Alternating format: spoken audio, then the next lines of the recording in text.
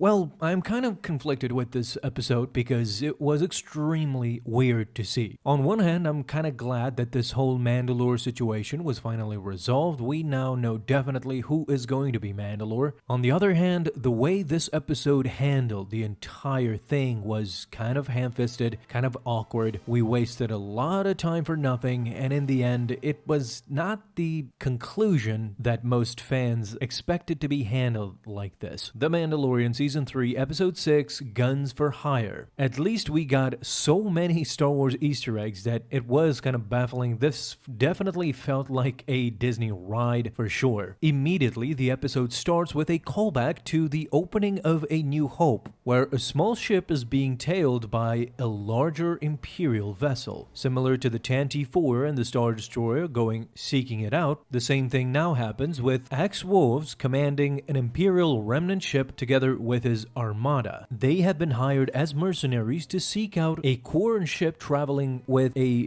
very prominent Mon Cala royalty. This is kind of the first time that the Mon Cala and Quarren rivalry has been referenced in live action, but we see that there are still struggles. Even though these two love each other, both races still cannot come to terms with it. Continuing from the last episode, we see that Din Djarin and Bo-Katan have stick to their promises of seeking out other Mandalorians such as Axe Woves and Bo-Katan's faction. They track them down to Plaza 15, who kind of looks similar to Mandalore with its domed cities and neat aesthetic, albeit the outside is still habitable. If you noticed, right when they land, Bo-Katan and Din Djarin are kind of greeted by the Imperial versions of C-3PO and R2-D2. This is kind of what I picked up immediately after seeing them. The protocol droid even behaved the same as C-3PO. In order to transport them, the vehicle demands that they present their chain codes. The interesting thing I found in this episode is that the Plaza 15 female voice that is guiding them when they take control of Bo-Katan's ship, and even in this capsule, is actually the voice actress of Padme in the Clone Wars series. And this is kind of the first guest appearance that we have in this episode, the first of many, because then we get to see the rulers of Plaza 15, Captain Bombardier, played by Jack Black, and the Duchess, played by Lizzo. Say what you want about this episode, but Jack Black kind of nailed it. Lizzo was good as well, but Jack Black played it so perfectly as a flamboyant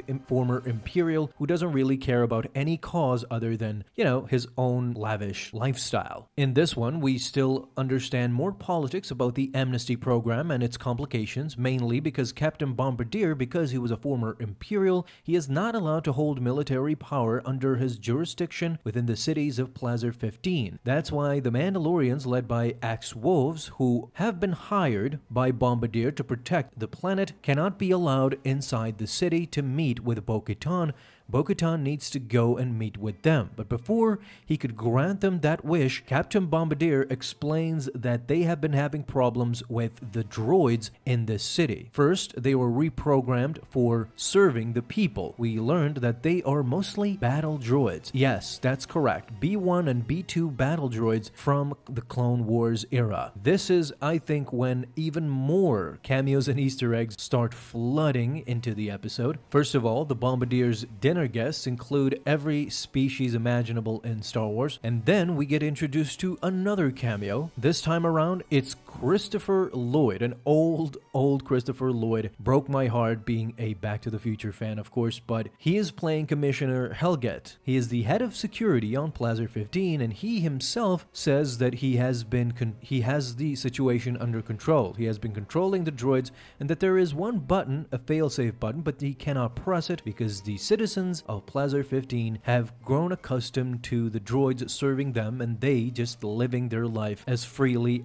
as they can under the democracy that Plaza 15 now serves them. Of course, we will come back to Christopher Lloyd with a huge revelation later on, but you immediately understand the inner conflict that Din Djarin has with battle droids, especially with B2 battle droids, knowing that they in fact were responsible for the death of his parents and almost the death of his, if not for a group of Mandalorians who came in the last minute to save him. In fact, the voice of the B1 battle droids came back in this this one, very reminiscent of the Clone Wars show. Din Djarin starts to provoke one of the B-2 battle droids who is carrying cargo, and he immediately malfunctions and goes into battle mode. He strikes Din Djarin first and then continues to run away until they ultimately capture him. Bo-Katan then finds a spark pad with the name The Resistor in it. When they travel to it, they realize it is a droid bar. Again, another reference to A New Hope, where droids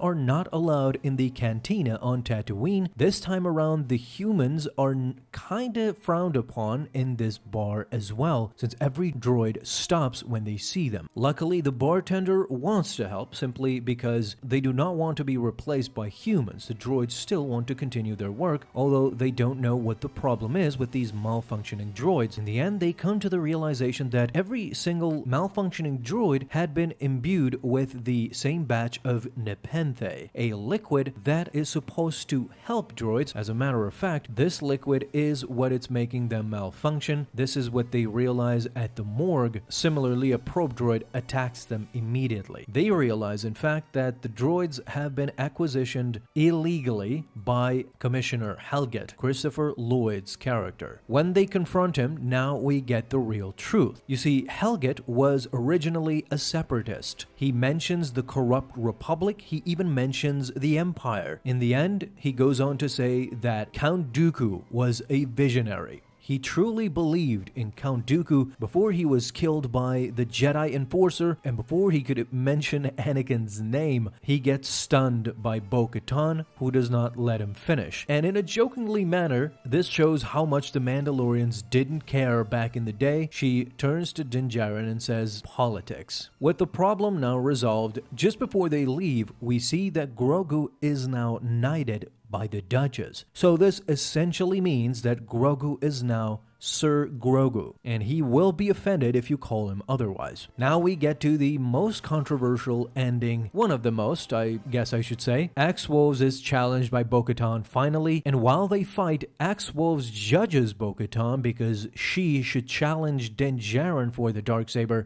instead of him. When Bo-Katan finally defeats him, she does not want to kill him, simply because there's been enough Mandalorian blood spilled by one another. And when Axe-Woves finally raises the question of the Darksaber, how will Bo-Katan lead them if she doesn't possess the Darksaber? This is their ways. This is when Din Djarin steps up, tells them about how he was captured on Mandalore and that Bo-Katan took the Darksaber and saved him with it, therefore defeating his captor who defeated him. This by law gives Bo-Katan the right to wield the Darksaber. She had won it technically in combat. And this, my friends, ends the episode with finally telling us that yes, Bo-Katan is the real Mandalore, the true Mandalore, wielding the Darksaber, and perhaps even in the next episodes could tame the Mythosaur as well. We don't know about that, but this was a pretty hectic episode, I should say, a pretty bumpy ride to a conclusion that was kind of hastily done, in my opinion. So we're gonna watch and see how the next episodes kind of come to be, but I'm kind of sad that Din Djarin has been pushed aside in his own series. So tell me all your comments. Thank you so much for watching. If you enjoyed, leave a thumbs up down below, subscribe for dailies. Now have an awesome day, Star Wars fans. I'll see you in the next video, and may the Force be with you. Until then.